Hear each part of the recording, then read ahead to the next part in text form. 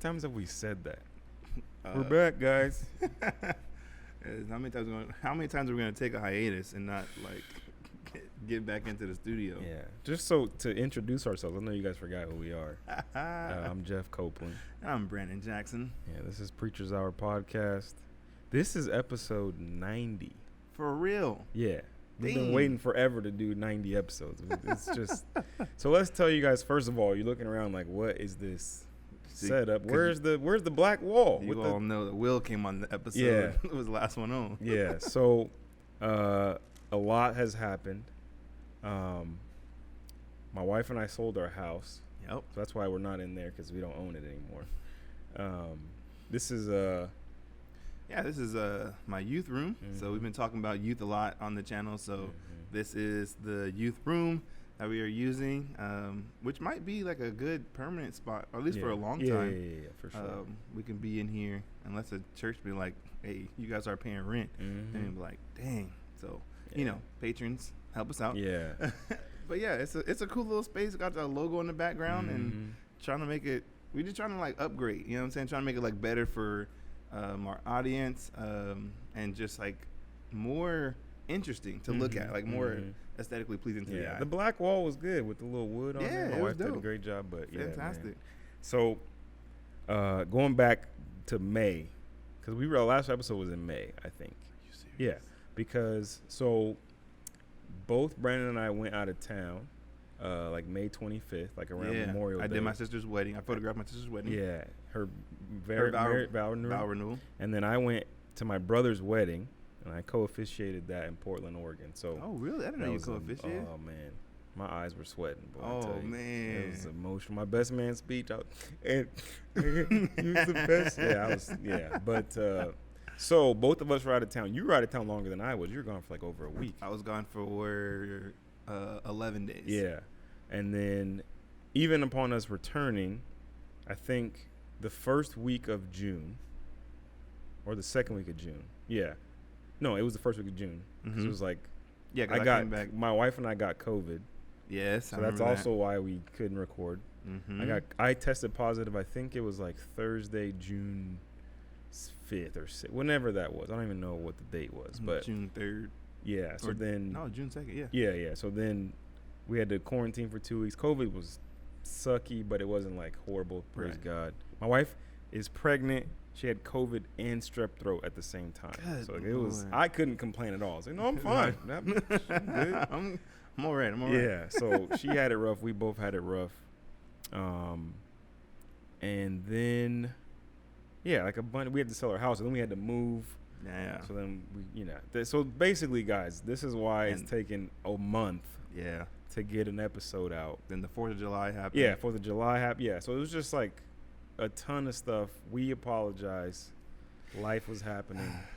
It's a lot of life happening. Yeah, man. And I think one of the things, which I do appreciate from our audience, the fact that like y'all do rock with us. So even after the fact, like we still got people who are, oh yeah, they're finally back, and it's like good to have that. And then other people were like, bruh, if y'all leave this long again, bye, unsubscribing. Yeah. Oh man. Yeah, man. And then we both were out of town. Like I was in San Francisco. Yeah. You were in San Francisco for class and different things like that. So yeah, a whole bunch of stuff going on. Yeah, man. So we all figure out how to manage life. Probably bring in like a third host to run the podcast because like it's July 17th when we're recording this. My wife and I are due. August 27th is the due date. He could come before that. Yeah. Could come after that. So then once we have my son, it's gonna be hard. Very hard to record. So yeah, we're gonna try to do our best to be a little bit more consistent, but don't expect too much from us. Okay, we're gonna get some stuff out. Okay. Yeah, but how you been? Man, like lately? Lately, it has been stressful. Well, let me put it this way: God has been good. I don't want to like mess that up. God has been good. We have been blessed in like many ways. And one of the ways was like we had an opportunity to take our whole youth group to camp. For the camp was like $400, and someone basically paid for all of it, so everybody can go. Wow. And it was like, wow, that's crazy. $30,000 so that all the students can go to camp. So basically paid for everything, like everything. They paid for transportation, they paid for gas, they paid for food. Bro, hook me up. You out here throwing 30,000 around. So I was like, that's crazy. So obviously when we said it, all the kids were super hyped. Everybody was like, yeah, I'm going. And here we are. We leave tomorrow. So tomorrow would be whenever this is being released. Mm-hmm. It won't be that tomorrow. Mm-hmm. But there will be, we started off with 28 kids. We are down to 14. Cut in half. Bruh. Y'all out here giddying it up. Like, Bruh. have them drink from the water. Like, nah, you out. Like, dang, bro. So, like, that's been a challenge. Just like everyone was hyped at a moment. Like, you know, this was like months ago. So I'm not too upset about it because it took a long time. Mm-hmm. Like, okay, you've fallen off. But it was still like someone paid for all this to happen. And, you know, by the grace of God, like that money will go towards other things. Mm-hmm. But I don't know. It was like, y'all said yes. And people are not very appreciative of other people's money, bruh. When it's not your, like if they had paid, like, oh, I'm coming. Oh, I don't yeah. care. But somebody else paying, like somebody else. And we did make everyone pay a deposit. Like, so everyone had to pay $100. Okay. Just to like keep your skin game. But yeah. They still didn't go. $100. And I was like, that's a non-refundable deposit. You ain't getting it back. Ain't getting that back. Mm-hmm. Thank you for your blessing for the church. Yeah. So it's been up and down, but God has been faithful. We were able to get transportation and everything like that. So we will be heading out tomorrow, which is going to be the 18th, and it should be a good time. A lot of the kids are very excited. This is some of the kids' first time out of Fresno. So that was like, wait, you've never left the city? No. The city. Like Fresno. Like you ain't been to Clovis? You ain't been to Madera? Well, I guess Clovis probably counts. Like they probably been to Clovis. But like never never outside like within a 100-mile radius of the city. Sheesh. I'm like, that's wild. It's hilarious. Yeah. Super fun. Wow. So yeah, that's been my life. Marriage is good. Kids are good. Happy birthday to Jess. Happy late birthday. Yeah, Jess's birthday was the 16th. You guys had your anniversary. We did. Our anniversary was on the 9th, and that was wild. So like both Jessica's birthday and our anniversary, we had to work. So we had to be at church. And then the anniversary was a little bit harder because that was like the deadline where everyone had to have all their stuff and all their permission slips in. So we didn't really think about it when we were like, oh yeah, July 9th is when we need everybody's stuff. We just set it like a number, like just out of the blue. And then it was like, wait, July 9th sounds significant. What is that? That's our it's 5 days after the 4th, right? Wow. So yeah, it's been good. God's been good. And I'm really excited for what he's going to do at camp. Kids always have like a really cool experience while we're there. So I'm excited.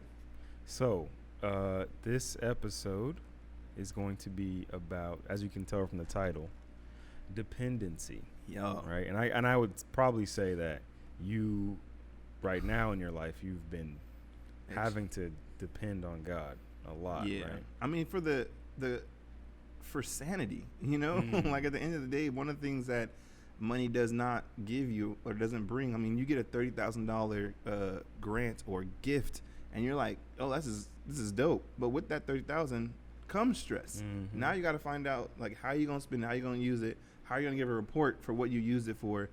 So it didn't. I mean, it was exciting to get it, but then the peace from it. I've been dependent on God every single day for just peace of mind, just to be like cool with what's going on. So to take it like macro, like big level, there's a lot going on in the world, bro. In America, around the world. There's still a war in Ukraine, like that hasn't stopped. That's crazy. Yeah, I mean that the basketball player, Brittany Griner, it's like 140 something days. She's still over there.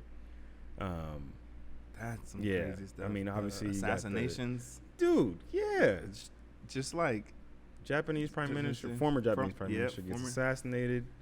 Like you have assassinated the former. Like, and then obviously at home, you know, everyone's already talked about it. The whole Roe v. Wade overturning, and what that means for other laws. I just saw a headline today from Ted Cruz, who's Ted Cruz, but he was like, he at the headline, it was a quote from him. He said, obviously the 2015 same-sex marriage ruling was wrong. And so it's like that. And then even in I think it was Justice Clarence Thomas's opinion on the Roe v. Wade, he said we should probably go back and look at same-sex marriage and like federally funded contraception and stuff like that. So, I mean, I guess again, everybody's talked about it. We can get into it briefly. What are your thoughts on specifically, let's go with Roe v. Wade and all that stuff? Yeah, man. So off the bat, man, I just want to say, like, you can't legislate morality. Mm-hmm. Like, I think that's one of the biggest things. I feel like as a country, we're trying to make laws to make people do the right thing. And you just can't do that. The heart is too wicked. We're just too jacked up. You need a savior, like big facts. But on it, and it's hard to say because one, not that I really care if we get canceled or not, but Jeff, hold on, what you starting that sentence like that for? But for me, it's a little bit more difficult. So I think the ruling was, I think that they did their best. You know what I'm saying? They're looking at what they're looking at, trying to figure out the best way to govern or create legislation for a whole country. That's not an easy thing to do. Whatever, do your thing. So on that part, but my thing has been,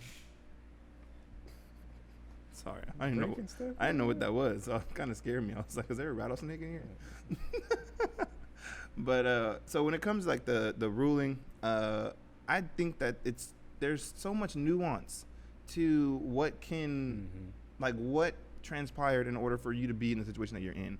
Because I didn't know that overturning Roe v. Wade would cause people who are, if you're, and I don't know if this is actually true, but someone was talking to me about this, and they said, well, what if you're a husband-wife couple, the baby is causing complications, and the pregnancy would kill your wife? What do you do then? Yeah, listen, this is something I've said for a long time. I'm definitely pro-life, but you best believe if that baby gonna kill my wife, I am pro her life for sure. There's also talk of like if you have a stillborn or like a miscarriage, like in our case, the first one we had, right? Technically, like she had to take stuff to get it out. That was technically an abortion, even though it's already dead. Yeah. You've got rape. You've got there's a story floating around about the 10-year-old girl who like couldn't get an abortion in Ohio, I think. And so here's my first take. And this is the thing I've been hearing from everybody, Ruslan and What Do You Mean, and Southside Rabbi, all the Christian podcasters out there. Like, there's this push from Christians, especially evangelicals, to like celebrate. Right. And it's weird. My personal opinion, like, it's not, I don't know. I'm not sad that, obviously I'm like, okay, cool. Like, it's going to be harder to kill babies. For convenience. Right. But I'm not like, yeah, in your face, abortion it. Like, I don't understand that sentiment part. Because abortion was at an all-time low. As in, like, it was lower than it had ever been before they even passed Roe v. Wade. Wow. So it was at a lower rate. And then the crazy thing, I just heard this on Southside Rabbi, 2017 was the first time since, I think, 1990, when the abortion rate went up. Who was in office in 2017? It was Trump. It was a conservative president. Under Obama. Under a conservative president. Under Obama, it went down. It was lower, right? So, like, it's not even about who's in office. It's not about, like, oh, yeah. Interesting. So, like, what is the actual motivation? Because you have a conservative majority court Yeah. And I'm just like, my thing was, where did this come from? Like who Like, even challenged it enough for Like the Supreme Court to now, win? obviously there was the law in Mississippi. I think they tried to pass a law in Texas. Mississippi and Texas were passing laws, and then those went to the Supreme Court. This is coming back to my memory now. Okay. Right, and so they were basically challenging that they were trying to pass a law to like limit abortion, I think, to like 15 weeks or whatever, or heart. I forget the logistics. Sorry, guys.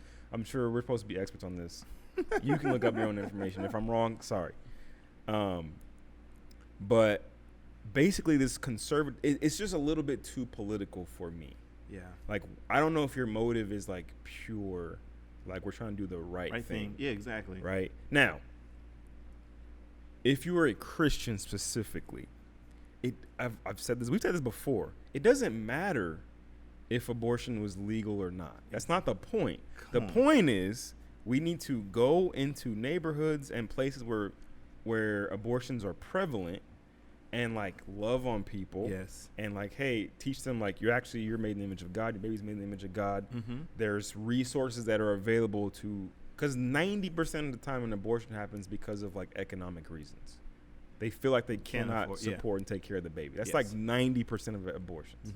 Okay, so if we can go in these places and like say, no, actually, we got options for you. Yeah. We can do adoption. We can help you get a job. We can train. Like there's a lot of things we can do so that abortion doesn't have to happen, whether it's legal or not. Yes, sir. Like, I feel like a lot of Christians. Like, check my box. I did my job. Abortion is now illegal. Mission accomplished. I can stop. Yeah, like that's some type of like gospel initiative to make sure you pass laws in a lawless country. Yeah. So that you make God proud. Like, I can't see like God looking at this ruling and being like, "Good job, America. Way to go." Yes. I feel like he's just like pointless. Yeah, I mean, I don't, because it's not like they're not going to happen. True. People are just going to have to go to different places and do it. Like, you haven't changed anyone's heart, like you were saying earlier. That's why I think he's just like pointless. And it comes down to, because even when you think about abortion, most abortions are probably done, or most people get abortions are probably not married, not following, or actually, I can't even say not in the Christian faith, because I know a lot of Christians. There are a lot of them. Yeah, that are Christians that like have abortions. And I think one of the things that helps in that conversation is like teaching children about sex, like, and how to honor God with your body. Because the problem is not the baby. The problem is the sex before the marriage. Like, I feel like we're always trying to put Band-Aids on gushing wounds. Yeah. So this is where I get very conservative, right? Because this whole, like, my body, my choice, and obviously neither of us are women, okay? So we're going to sound really stupid and patriarchal and sexist right now. But I'm just like, so you just want to be able to just get it in with anybody and be like, oh, pregnant, get this out of here. I'm trying to get it. Like, I don't understand that mentality for having an abortion. The other, I think it's very nuanced. Yes. The other, like, okay, complications, rape, like all these different things, I'm not arguing with that at all. But just like, I heard a story. I'm going to leave a lot of the details out. But I heard a story of someone that I know. I'm trying to tell this without revealing too much, but they knew someone and they're like, oh yeah, I had an abortion because I wanted to go to an event and like it was just bad timing. Like, just super nonchalant about it. Like, whoa, fam. Like, bruh, that, I'm not with that. Yeah. I'm sorry. Like, it can't just be because it's not convenient for you. That's when, for me, when you think about being made in the image of God and there is no risk of life. Like, you're literally getting rid of this image bearer because it's not convenient for you. Yeah. And then to try to like do all the different arguments, like it's a clump of cells and it's not a lot. First of all of us are a clump of cells. our whole lives. Like, we are currently clumps of cells, which is a lot of them. And like, if you didn't do anything to that fetus, which we made up that word just to make us feel like it's not a person, it's, and then I heard this also a while ago, like, by trying to legislate this thing, you're basically giving the government the power to define personhood. Like, not what's a human, what's a person. Yeah. Right? And if it comes down, you're like, oh, well, it's about mental capacity. Okay, so the moment I'm old and I get Alzheimer's and I lose my mental capacity, I'm no longer or I have a a person. traumatic brain injury, like, I'm not a person anymore. Like, what? Like, when you're defining personhood, that's very, very tricky. That is crazy. Yeah. So, again, I'm personally not like jumping up and down celebrating that Roe v. Wade got overturned. I'm just like, regardless, we as Christians should be doing life with people and like trying to go in and like be Christians to people, not like, just like legislate some stuff. Like being the church again, like being the person that's, which I think is even Christians and churches have become a place where it's like, it's been so much burden to take on something like this, which is true. Like, if someone in your congregation is like, I don't want to have this child, and you're a church, you're going to probably say like, well, go to this agency and let them help you, rather than being like, and I mean, there's nothing wrong with that. No, but I'm saying like, go with them to the agency. That's what I'm saying. I'm saying if you're going to, don't just like pass them off to the next one. It's like, okay, cool, let's go together. And I think that's the part where Christians don't really want to be inconvenienced themselves. So now it's almost like, look, it's your choice, and God would rather you not. But like, sometimes you just got to do what you got to do. And it's like, but it's like, single mom, I ain't got gas money, I ain't got a car. How am I gonna get to this? Exactly. Crisis. What's the place called? The Pregnancy Care Center. There's always different like organizations, even locally, that like handle this type of stuff. And listen, Christian, action is not standing outside of an abortion clinic like yelling at people and telling them they're horrible, like, and dehumanizing them. And you're a sinner. You're going. That's not action. Don't count that. I don't know when, like, especially if the person that's going in for an abortion is not a believer. That's not going to. You're right. I'm going to believe in God now. You got it. You convinced me. I don't understand how we've like. I don't. Even when I see it, and even when people have signs that say like God hates abortion, which is true. God does hate abortion, but He doesn't hate the person having an abortion. Like, the idea is that you would want to love on them in such a way that they would feel comfortable saying, I don't know what to do with this child. And I'm lost and I'm scared and I need help. That's really like when a person goes to an abortion clinic who is like young or like scared, like that's their mindset. Their mindset is not, I just want to, like, I'm trying to party. I don't think it's like that. I think the truth is they just don't know where to go. And this has been the only option that has been given to them, or the person that they created this child with is the one egging them to go do this, so it won't ruin their life too. That's true. Because no, never mind. I'm not gonna go into to that part. But I think that's the thing. And one of the things that I when you talked about like the word fetus and like what we have like created so that we don't feel bad about abortion, is like God creates life. Like, at the end of the day, I don't believe the devil can create any life. Like, not anything. Even in terrible circumstances, and I know we can get a lot of flack for this, but if it's a terrible circumstance, I still believe that God creates. God creates. No, I know for a fact because there's someone that we know that was literally the product of a rape. No way. And the mom chose to give him up for adoption, and then he recently just reconnected with his birth mom. Wow. And it's like amazing. And he's an amazing man of God. Come on. And so, obviously, you can probably find any, evidence for either argument. Like, well, this person, I'm sure both sides can come up with arguments. My point to all of this, before we move on, is that it's not about legislation. It's about action, like loving action by Christians. That's what we should be on. And I've heard people say this, like, okay, yes, this was a victory, but it's not the end, it's the beginning of the work we got to do. I agree with that. I'm just not here jumping up and down celebrating. I don't care what Babylon decides to legislate. I don't care. I think that's a It's problem. not a Christian country, so calm the freak down. And I would say the same thing about if they overturn same-sex marriage. Yeah. I'm just like, that's not a win. I don't care. No. It's not gonna do anything. It doesn't do anything for the kingdom. It doesn't do anything. It just makes it hard, especially when those people are like jumping up and down saying we won. Mm-hmm. Like, you won with who? Like, hush. Like, who are you fighting against? Yeah, like, man. we wrestle against flesh. We wrestle not against flesh and blood. Yeah.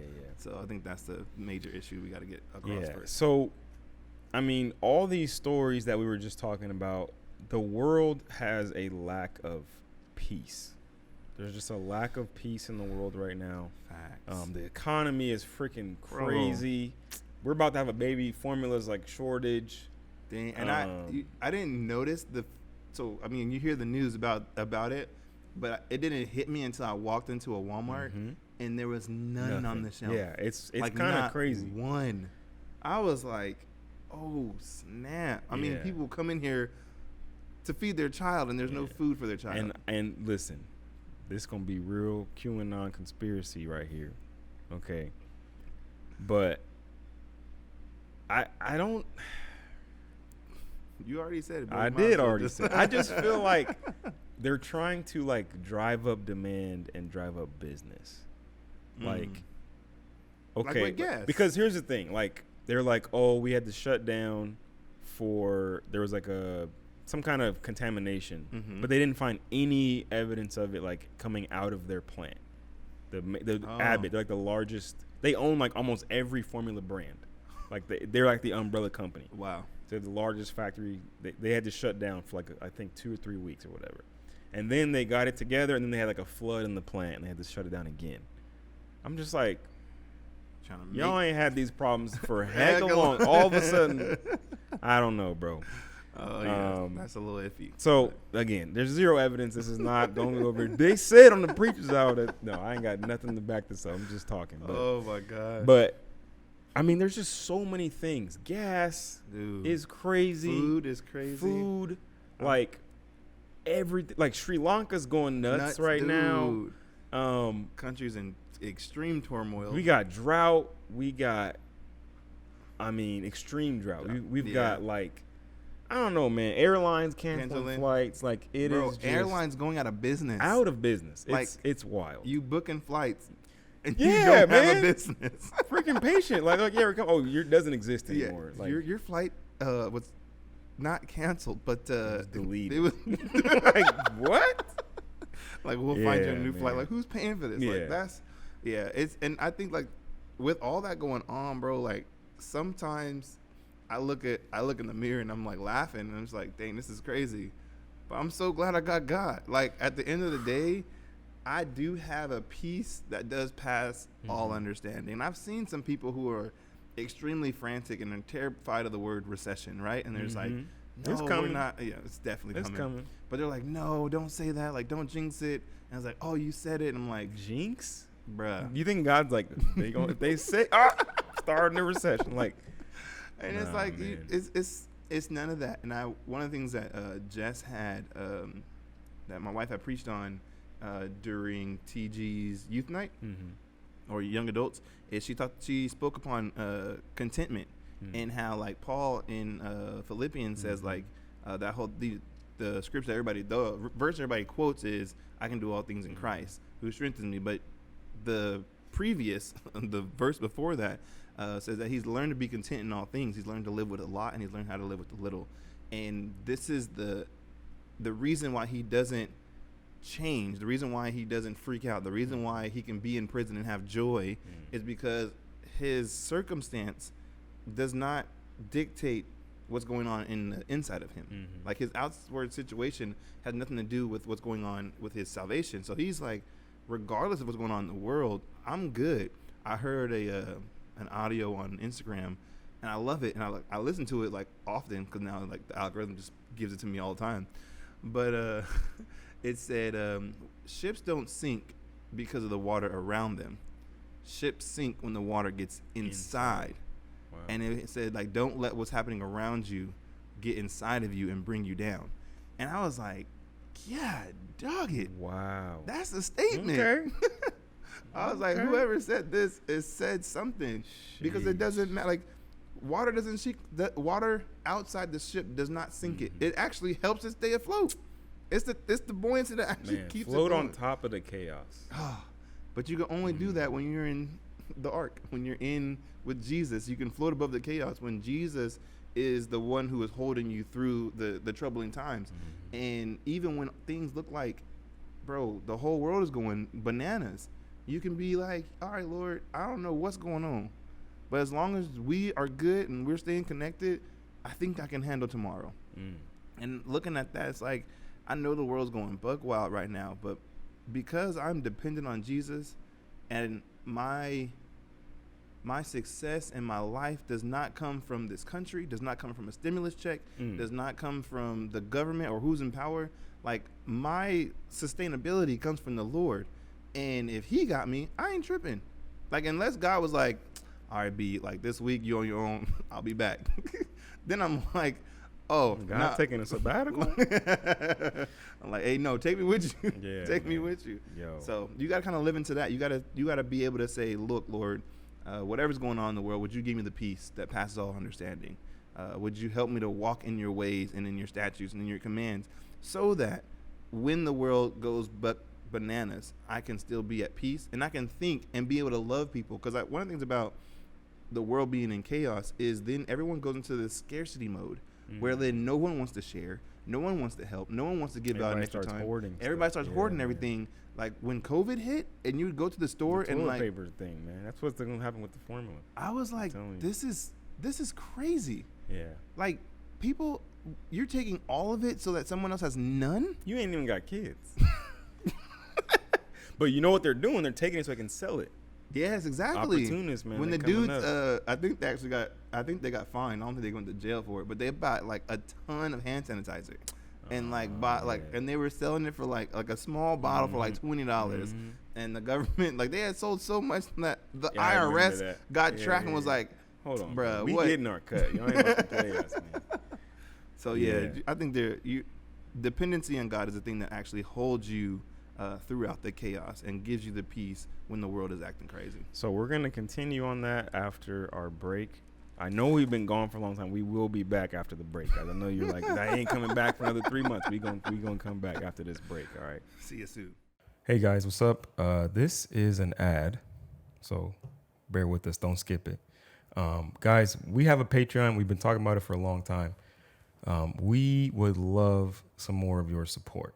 Okay, if you get anything out of this podcast, any gems, any like good information, knowledge, you feel uplifted and encouraged, please think about supporting us on Patreon. Become one of our patrons, man. We want to expand this thing, make this even better than it is right now. We have, done a lot of renovations out of our own pocket. So guys, like, please think about becoming a patron. Yeah, because your support goes a long way. It'll help us continue to upgrade our cameras, our computers, our everything that we do here, but we literally can't do it without you. So if you feel led to, please support us through this platform and continue to support us as we continue to grow and give you better content. Thanks, guys. Love you. See ya. Okay, we're back from our break. Like we said, I promised. Hey. Okay, keeping this promise here. So, this idea of dependency on God, right? And I love the thing about the boat and the water. Like, that was lit. Instagram. Yeah, gotta love it. So I preached last week. Right now at TG, we're going through a series called Who Am I? Ooh. And basically the premise is, like, we can't know who we are until we know who God is. And so luckily, God has revealed himself to us through Jesus, specifically through the Gospel of John and the I am statements. So that's what we're going through, the I am statements. So when he says who he is, that tells us who we are. Oh, right. I like that. Yeah. So we've done I am the bread of life, which means that we are dependent on the bread for sustenance to get through. We've done the light. I don't know if we did that one. I think we did. I think John did it. Yeah. I am the light. I was there which for that means one. we're in darkness. We need a light to know where we're going. We did I am the gate or the door for the sheep. Patient did that one. Okay. Which is in John 10. And then I did I am the good shepherd. Which I heard was really good, by the way. You know, I'm not gonna. not I'm to not here to toot. toot. Yeah, I'm not, Not here to toot. tooting. I don't want to blow your head up. You know what I'm But, saying? But the Lord used this yeah, earthen vessel. No. What? No, so I wanna just kind of highlight some things from that sermon, and yeah, like just talk about it. So, if you don't know John 10, I'll just do 11 through 14. I got it right here. Jesus says, "I am the good shepherd. The good shepherd lays down his life for the sheep. The hired hand, since he is not the shepherd and doesn't own the sheep, leaves them and runs away when he sees a wolf coming. The wolf then snatches and scatters them. This happens because he is a hired hand and doesn't care about the sheep." Verse 14, "I am the good shepherd. I know my own, and my own know me." I'll stop right there. Okay, so those are the verses that we went into, and then I went back and I learned about this maybe a year ago, and hold on, let me get this bookmarker here, and it like really changed a lot for me. Okay, so I'm gonna go to Psalm 23, and this is connected here. Very famous. If you don't know Psalm 23, you ain't been in church more than about a day. Okay.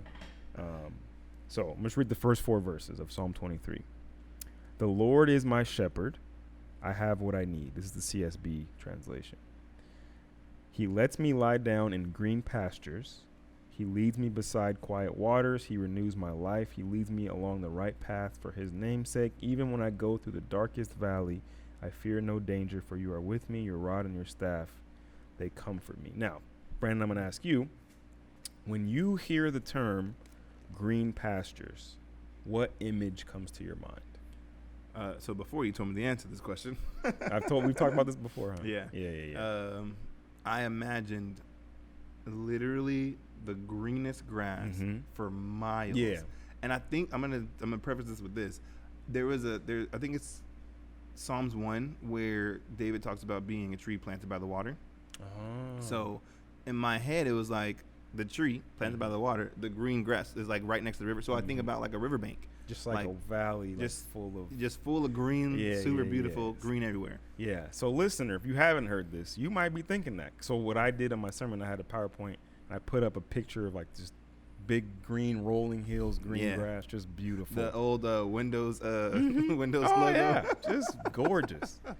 And then I asked the question, what the author of this psalm was David. He grew up in Israel, Palestine. Yes, sir. What did it look like? What does Israel look like? And then I put up an actual picture. And then the cool thing is, if you go on Google Images and you type in green pastures Israel, that's what comes up is a picture of just like brown, rocky, dry, desert looking hills. It's literally called green pastures. That's the nickname of it. Oh, of that place. That's what it's called. What? Yeah, it's not just like a rant. That's what they're talking about. Oh, snap. They're talking about this place called green pastures, and it is not green. See, you didn't know that. See, shocked you. That's crazy. So, and even in the picture that I found, you see like a shepherd leading a bunch of sheep like along the hillside. And so when he says that he leads me beside green pastures, like if we have the wrong image of Psalm 23, we will think that life with God is going to be super easy, and there's just going to be green grass everywhere, and then we experience life with God, and we're like, God, where's the green pastures? That's crazy. I just Googled it.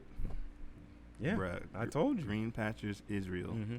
And it's funny, in this picture, there's this much grass. Yeah, just a little. Yeah. That's crazy. Yeah, so like we get the wrong idea, and then we're mad at God, like, what the heck? This is hard. And he's like, but I told you exactly what it was going to be like in Psalm 23. What are you talking about? Our problem is we come to it with a modern lens. True. And we don't understand the nuance and the context of what David is saying. Yeah. He leads me in this rocky, barren, dry, difficult two green place. He paths. leads me there. Oh, Right? wow. And it's like, okay, so what the heck is going on here? And so when you realize that that region, it's in the Negev desert, it gets very little rain, but it does get some rain. And then the wind blowing off the Mediterranean brings a little bit of moisture. And so if you look closely when you go there around all the rocks, you're like, are these sheep eating rocks? Like, what do they eat? How are you guys surviving? They're eating the moss. That There is grows little, it's like actual grass. These little tufts of grass like spring up through the along the rocks, like just popping up. What? So you can't see it in the picture unless you're really close. And so what the significance of this is that I have to follow the shepherd and he will lead me. Hey, look, stop here. You see around that rock? There. And like, oh, I get one little Yeah. mouthful. I don't get abundance. Right. Right? I get just enough for that moment. So I literally have to depend, talking about dependency, I have to depend on the shepherd every single step Yeah. just to get Ooh. enough just for that moment. I can't even worry about 10 minutes from now. That's why it says don't worry about tomorrow. I can't. There's a old rabbinic saying, worry is worrying about tomorrow's problems on today's pasture. So I can only think about right now. Oh, got enough? That was great. Yeah. I'm satisfied for now. Okay, what next? Shepherd's like, come on, Let's walk. keep walking. There's another one. Oh, cool. I'm satisfied for right now. Like, that's what this psalm is about. And that's what it means to say the Lord is my shepherd, and Jesus to say I am the good shepherd.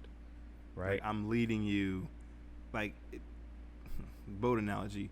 Don't worry about what's going on around you. Like, I know you're looking at the plain. I know you're looking at the rocks. I know you're looking at the dryness. Stop focusing on that. You're leading us out here. There's nothing here. How are we going to survive? I feel like God or Jesus in this sense is like, stop looking around. Look at me. Stop looking at all the chaos going on around you. Look at me, big dog. And have I ever let you just be hungry? Have you ever gotten to a place where you went to take a bite and you bit a snake or you bit a rock instead of what I told you to?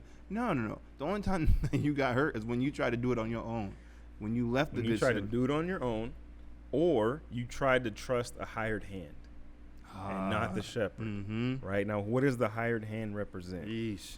So you've got false shepherds, right? You've got now I said this in my sermon that pastors, right? We are not the shepherd. We are under shepherds, right? But they're not our sheep. They're Jesus' sheep, right? And we ourselves are actually sheep, right? We got to be careful with metaphors as they get real tricky. Start thinking too hard. But the point is, like, if you trust your pastor for your salvation, when the wolf comes, when trouble comes, when things get difficult, he's going to let you down. We're going to let you down, right? We're not the shepherd. And he's not just a shepherd. He's the good shepherd. Yes, sir. Like, he wants what's best for you. He cares about you. He lays down his life for his sheep. Like, they're valuable to him, right? His sheep know him. He knows his sheep. Now, here's the thing about sheep. And I was talking about this in my sermon. We are raised to believe that sheep are dumb. True. Right? Like, oh, look at these dumb sheep. And then, like, there's this negative term called sheeple. I don't know if you've heard that, like, oh, look at these sheeple just blindly following. Like, look at these sheep. Toby used in one of his songs. That's true. I didn't even think about that. And so we have this negative image of sheep. But in reality, sheep are actually very intelligent. They can remember human faces and voices. They form deep relationships with each other. They mourn when they lose a friend. Like, if one of their sheep, like, friends die, they get sad. Like, they literally are sad. They form deep attachments. They feel grief. Yeah. But they can remember, like, up to, like, 50 different sheep. Like they know each other are different. They know you have a different personality than me. Like, they are very actually social and intelligent animals. Now, they can't defend themselves. And they have a ton of predators. And they do get lost and distracted. So that is true. Got you. So a sheep by itself is trash. It can't do nothing. If anything pulls up, it's like, well, it's a wrap. It's going to lay down and let my man eat. Yeah, but if it's with its flock and it has the shepherd, then it's okay. That's the image. And you see this motif all throughout the Bible, even the Old Testament, all the way through. Ezekiel, it's everywhere. Because it's such an appropriate metaphor for this life. Like, we need not just our good shepherd, we need each other. True. If I get away from my flock and I try to be Lone Ranger Christian, no, I'm going to fall. it's not going to work. I'm going to fall down the crevice, I can get hurt. Mm-hmm. And so I talked about it in my sermon, like these different types of sheep that you don't want to be.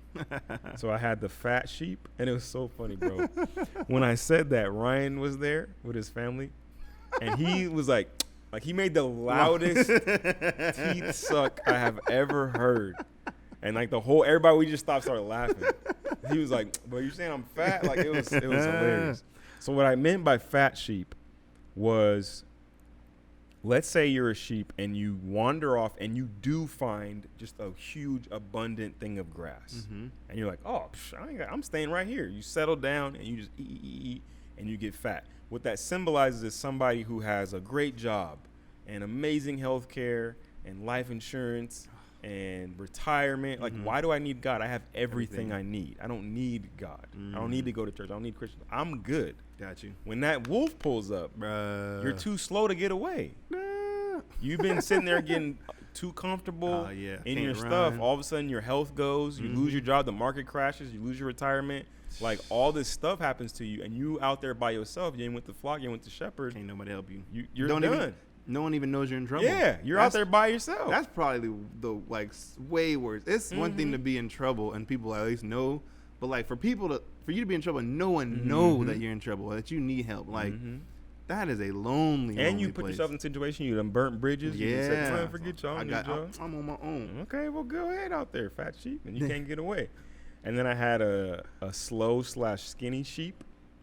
So what that is, you're following the shepherd, but like he says, okay, stop and eat, and you like wait, like you don't, and then it's like we're time to move, and then you go, oh, I need to eat, and So you you don't getting, eat, like, the last bite. yeah, or like you're not eating at the right time or whatever. Those are the people who are in church, and they complain about like, man, I didn't get fed today.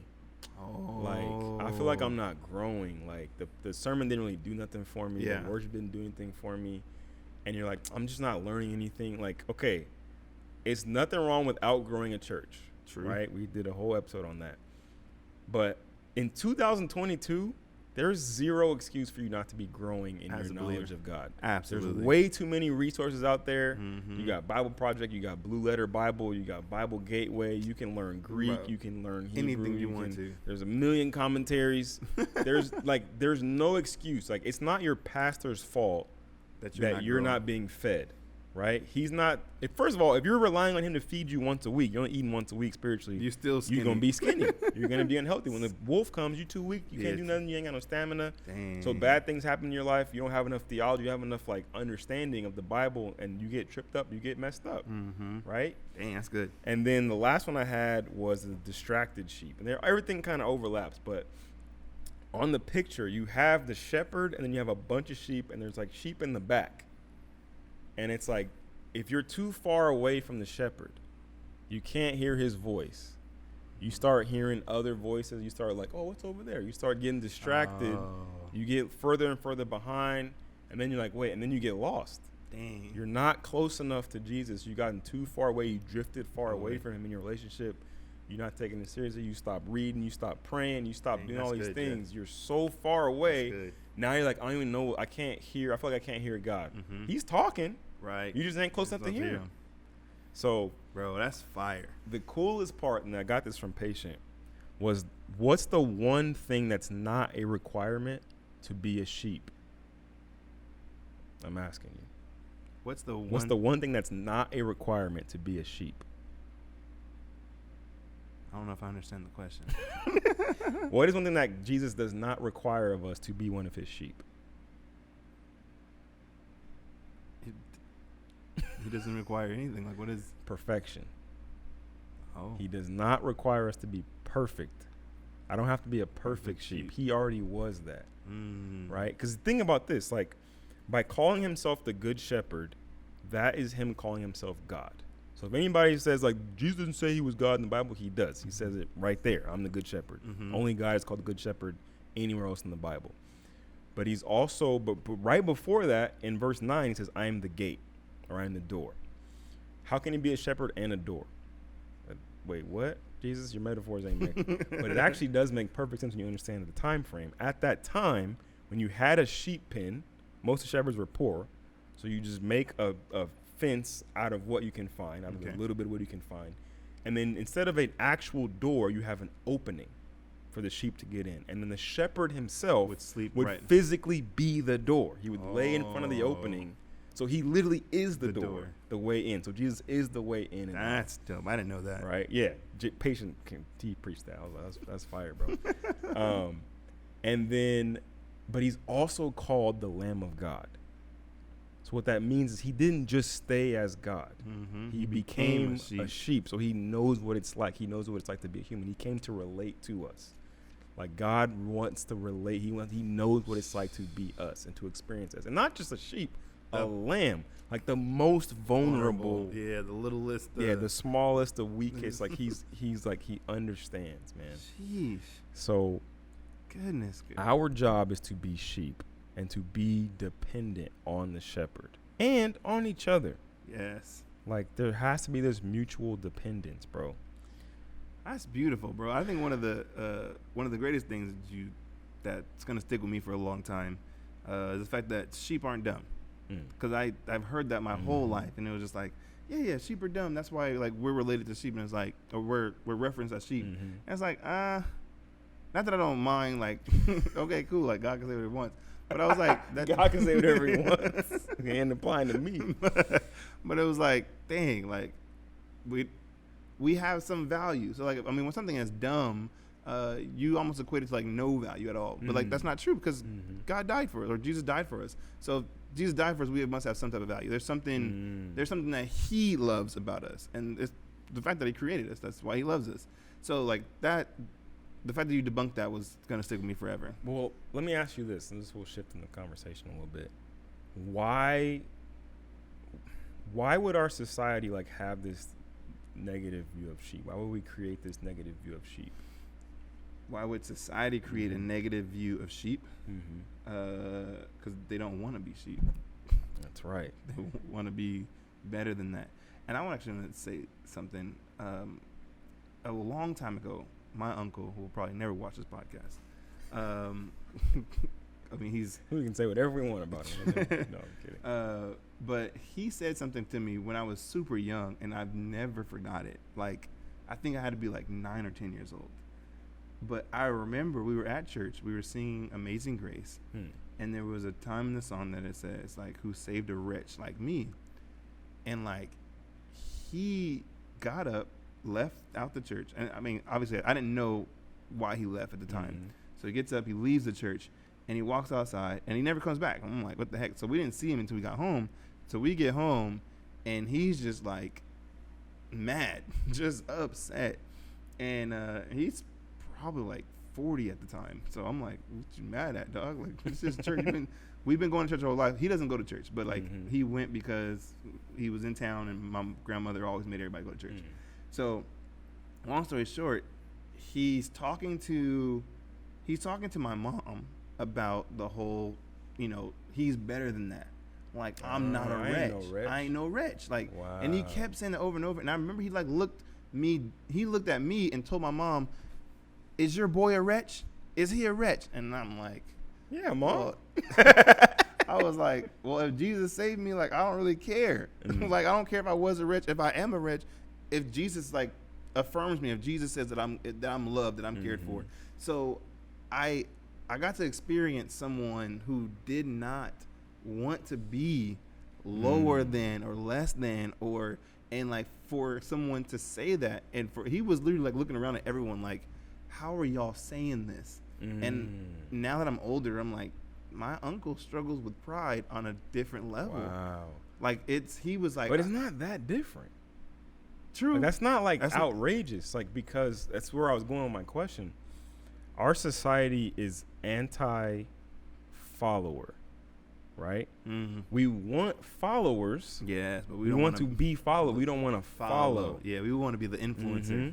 I want you to follow me. No, subscribe to my channel. No, like come to me for everything. I want like, a million. I want to be the shepherd.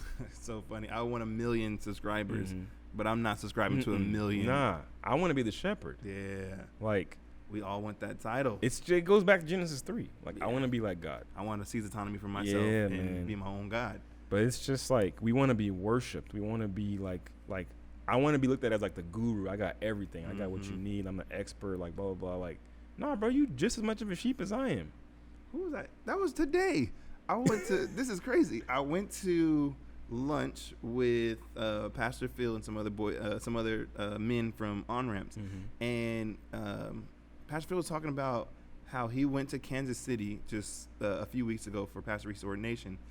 And when he went there, he said, like, every Uber they got in, the Uber driver would talk about Patrick Mahomes like he was a god.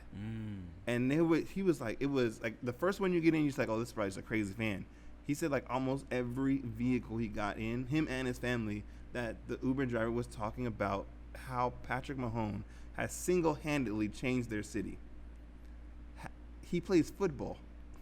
And he signed like a 10-year, $400 million contract. Like y'all paying for that. I'm like, how is he changing your city? And maybe he's doing some nice little youth programs, or who knows what he's doing. I mean, he did bring you guys to the Super Bowl. Maybe you're getting more publicity, but it's still Kansas City. I'm not going to Kansas City anytime soon. But I just found it strange That's how crazy. we as a society have got to a point where we're like, yo, we can worship people. They're I mean, that's what we do. they're way better than us. Like, we've been doing that. Like literally celebrity culture. And I mean, I think we've all done this, and I might still do this at some point. Like there are people that if we saw them, we would freak out. Like, "Oh my God, that's so and so." Like and we've all done that. Like that's dumb. yeah, That is one they're of the just dumbest things. Like you're just a person. You probably just went on the toilet. Like you're not any different from me. Yeah, man. But like we do this thing where it's like, yo, is that and we do it. Like I we elevate the people. fam? Yes, literally. I just remember this. We were in Oregon, and we were at the beach at Canyon Beach, and we saw Eric Spoelstra, the Miami Heat coach. Oh yeah, I remember. I was like, Dad, that's him. Talked to him. He was cool. But then I'm like, after I was like, who cares? Like, why? That wasn't that big a deal. He's just a dude out with his family on vacation. And he's just trying to be. He's trying to be normal. like, he's literally just a dude. Like, he's not. just a dude, Like, it's crazy. Like, if John Mark Comer walked in, bro. I might freak out. Why? Why are we like this? Like, it's really bad. We literally are worshiping like idols. Yeah, and it's truly because we have forsaken. We've become distracted. We are distracted sheep. We are weak sheep. We are fat sheep, and we have like traded our shepherd for a hired hand. And then feel. I mean, because it's weird. You can have someone literally that you love when they started off. You know what I'm saying? So I'm still. This is kind of a bad analogy, but I'm a Toby fan. When Toby first came out, I was on Toby. I'm like, yo, this is my guy. I want to listen to every song. You called it early, bro. Yeah. I was like, this is my dude. And then he started blowing up. And like the crazy thing was, I'm rocking with him no matter what. Like, or unless he started like, because I just love what he stands for. But if you start like acting like the world, then nah. But like, I love the fact that he's authentically him in God. So he's gonna love his wife. He's gonna take care of his kids. He's not gonna degrade women in his music. All that kind of stuff. So he's something that he is a good example. Like it's something to look up to. But like a lot of people I've known have like been like, oh man, he owned now, so I'm trying to find the next. And I'm like, wait a minute. You rocked with him until he made a song about he's no longer it? Yeah. And now you don't. I mean, I know people who've done that with Maverick City. Of course. They've been like, oh, I don't want to listen to them. And I feel like what people do is they get these hired hands. We try to take ownership of people. True. It's like I've been guilty of this where it's like, man, Mav is like, I want them to just be the same old Mav that I love. Like they gotta be my little Mav, like where they're in the little barn, like record. Let them blow up. Let them get Grammys. Let them freaking go on tour with Kirk Franklin. Like let them do it. Go ahead. And the thing is, like, I feel like the concert was fired. Yeah, I'm sure. So that's all. It don't matter. And I feel like they have to and I don't know if this is true, but this is how I see it. If God is going to bless me with more, and if I'm really trying to honor him and he blesses me with more, then my dependency, as I get bigger and bigger and bigger in the world's eyes, that just means my dependency on God has gotten bigger and bigger and bigger. I mean, I guess that's, I think that was John that says, like, may you prosper as your soul prospers. So, like, as I am becoming a better man, as I am looking more and more like God, as I am being more and more dependent on the Lord, that honestly should, like, translate into me becoming better at what I do. Like, as a photographer, if I am living like Christ, that means everything I do, I should do unto the Lord, which means I should put all my might, all my strength, all my wisdom into to do it great because I'm working for God. And if that's the case, then I shouldn't remain the same. Man, that's good. I should get better. You should. So excellence is like you should be striving for. Yeah. Yeah, man. Even when you start your own podcast, which you should do. Bruh, look, see, the Lord. I'm calling him out right now, guys. Brandon needs to start his own podcast. But even if I do, like, I have to make sure that it's dependent upon the Lord. You know what I'm saying? Amen. Like, all that is like, absolutely. I am giving this over to God so that he can do what he wants with it, not it become my, like, yes, it's my podcast. I started, but, like, it belongs to God because I belong to God. Yeah. Man, that's good. It could even become a hired hand. Like, you're getting your podcast become a hired hand. Like, my wife was, this is the last thing, we got 3 minutes left, and then we'll stop. But my wife was telling me about this show on Netflix called Hype House, I think. And it's like all these Instagrammers, like these big Instagrammers, are like living in this house together, and they have to like agree to like post certain content, and like they have to, all this different stuff they have to jump through to like get in this house and like try to get bigger, and like we gotta do this content, we gotta post this, we gotta do this, and it's just like it's she literally like, it's sad. It's sad to watch these people like be miserable, like trying to do. And there's like this one guy was like, man, I'm losing. I'm not as like, you know, popping as I used to be. I got to figure out what the fans want, and I got to like make this content. I'm gonna try this. I'm gonna try that. I gotta like keep, because I used to be bigger. Now I'm like falling off. It's just like, that's a terrible wheel to be in. What? That's a hamster wheel, bro. That is like, terrible. You will never find satisfaction in any of that. Yeah, so man. I definitely, I'm sad about that, but I think at the end of the day, man, if you want to be great, be dependent on God, and he will make sure everything works out straight.